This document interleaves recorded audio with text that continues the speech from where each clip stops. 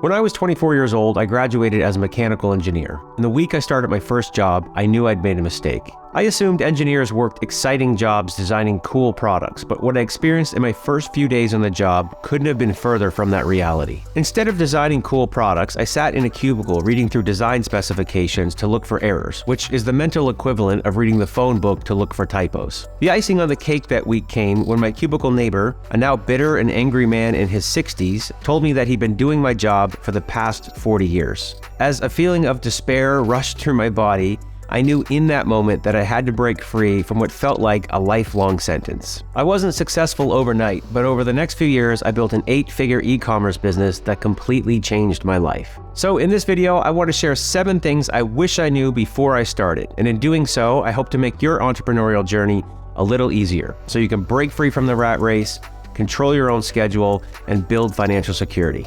Let's get started.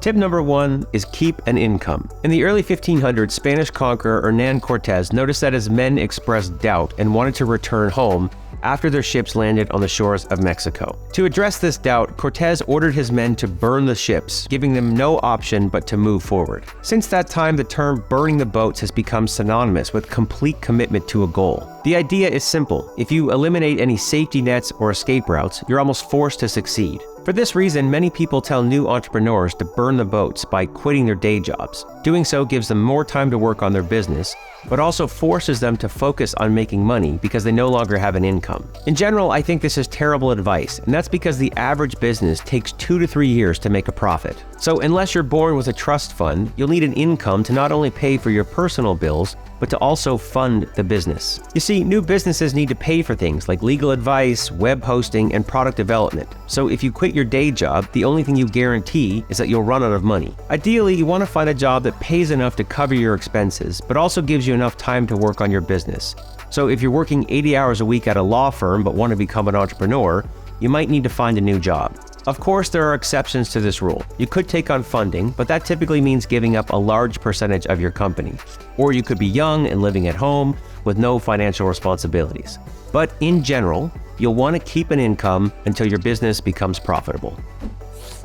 Tip number 2 is make entrepreneurship a priority. When starting a business, I know it's tempting to search for the easy button, but do yourself a favor and read through the beginning stories of any of the companies on the Fortune 500. In no case will you find an owner who says, "I just bought a passive income course, and now I'm rich." Despite what you might hear from online gurus, building a successful company takes years of hard work.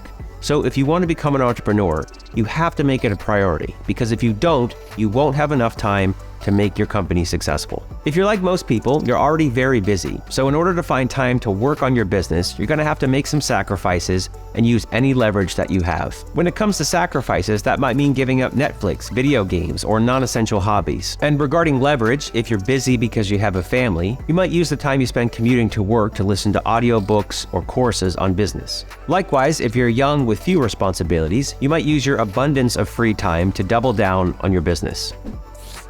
Tip number 3 is learn the fundamental skills. From the outside, individual businesses look very different. They have distinct branding, and they all sell different products and services. But behind the fancy websites and unique products, most businesses operate on a list of fundamental skills. And if you want to become a successful entrepreneur, it's vital that you learn these skills. For example, if you want to build a successful company, you'll need a basic understanding of the following skills: sales, marketing, copywriting, graphic design, web development, operations and logistics, accounting and legal, product development, either physical products, digital products, or services, and most likely photo and video production. While this might seem like an overwhelming list of things to learn, it's important to remember that once you learn these skills, you can apply them to any business. So while your product, service, or brand might change, the principles behind what makes a business successful won't. Therefore, it's a good idea to learn these fundamental entrepreneurial skills before you bet the farm on any particular idea. Now, I'm considering building a full e-commerce course on this channel that would teach you everything I discussed above. So if you'd be interested in that type of content, leave a comment below. Tip number 4 is follow interests. When I started my first business, I believed I had to have the perfect plan from the beginning. In my mind, if I had the right business plan, I could execute a list of steps and find success. but that couldn't be further from the truth. Few businesses turn out exactly as planned, and that's because entrepreneurship is largely the process of experimenting, learning, and then adapting. And during that process, you're going to do more of the things that work and less of the things that don't work. But until you start experimenting, you don't know what will or will not work. For this reason, I tell most entrepreneurs to let go of the desire to build the perfect business on paper and instead follow interests. That's because when you try to build the perfect business on paper, you waste a lot of time assuming that things will work. But in contrast, when you follow interests, you're experimenting along the way. And this saves time because you're learning and adapting as you go. As a result, you can use what you learn to spark new ideas that lead to future success. For example, you might be interested in a new product idea, but after talking to 10 different manufacturers, you might realize that it's too expensive to produce. But what you learn in the process might get you thinking about a different product that does lead to success. Personally, I believe following interest is one of the main reasons I've found success as an entrepreneur. Over the years, I've had hundreds of business ideas that I've found interesting, and I followed most of those ideas to their logical conclusion with research and financial models. Now, most of the time, these interests don't turn into viable businesses, but the process of testing business ideas has improved my ability to recognize and then capitalize on the good ones. So the bottom line here is simple. Just get started. Find something interesting and see if you can turn it into a business. If you can't, take what you learn and try again. Tip number 5 is focus on solving problems. All successful companies provide solutions to problems that people are willing to pay for.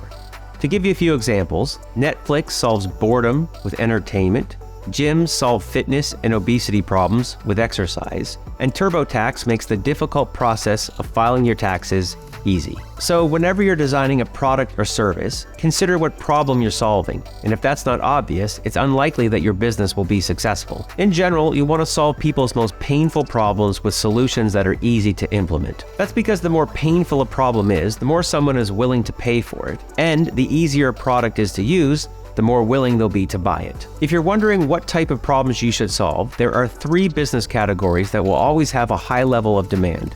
Those are health, wealth, and relationships. So if your product helps people get healthier, wealthier, or find love, you're off to a good start. Tip number 6 is you don't have to reinvent the wheel. The first business I tried to start was a new idea that the world had never seen. So on top of learning how to become an entrepreneur, I was also faced with the challenge of trying to convince people to buy a product they'd never heard of. Ultimately, I think it was the combination of these 2 challenges that led to the failure of that business. After that business failed, I was talking with a friend who was a successful entrepreneur, and he said, you don't have to reinvent the wheel. Why don't you create a product and a business that people already understand? That way, you eliminate the challenge of getting people to understand your product.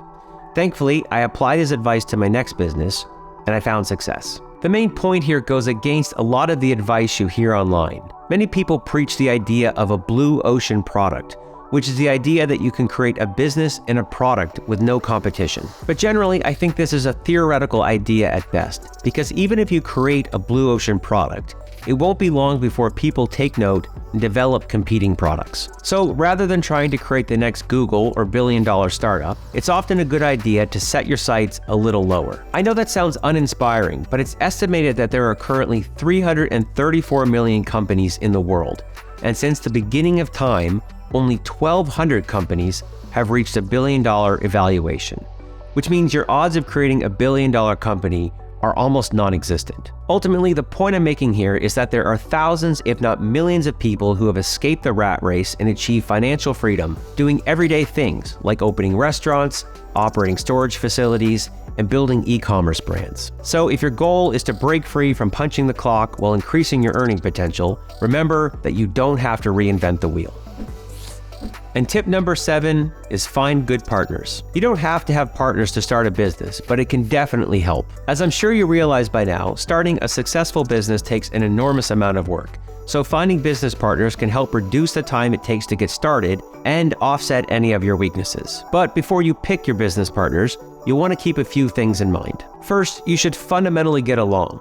You'll be spending a lot of time with your business partners, so your life will be a lot easier if you get along. You'll also want to make sure that they're committed. You don't want to get into a situation where you're working 10 hours a day while they work a few hours per week. Next, you want to make sure you have similar visions. So make sure you agree on things like company culture, operations, and any potential exit strategies. It's also helpful if your business partners make up for your weaknesses. So if you have a background in finance, but know nothing about sales and marketing, then you want to find a business partner who understands sales and marketing, not another accountant. Additionally, you'll want to find business partners who can deal with conflict and disagreements in a mature and respectful way. That's because it's inevitable that you'll have disagreements, and when you do, you don't want to be dealing with people who are disrespectful and immature. Finally, regardless of how great everything sounds in the beginning, you want to make sure you get everything put in place with an operating agreement or company bylaws, which are legal documents that define the management, operations, and ownership of a company. You might have to pay a lawyer to create these documents, but it's money well spent because they can save you if things go wrong in the future. All right, I hope you found these tips helpful, and if you did, I think you'll find my other videos helpful as well, so I encourage you to check them out. Finally, if you're trying to improve your finances, be sure to download my free 80/20 financial planner that I have linked below in the description. Thank you, and I'll see you soon.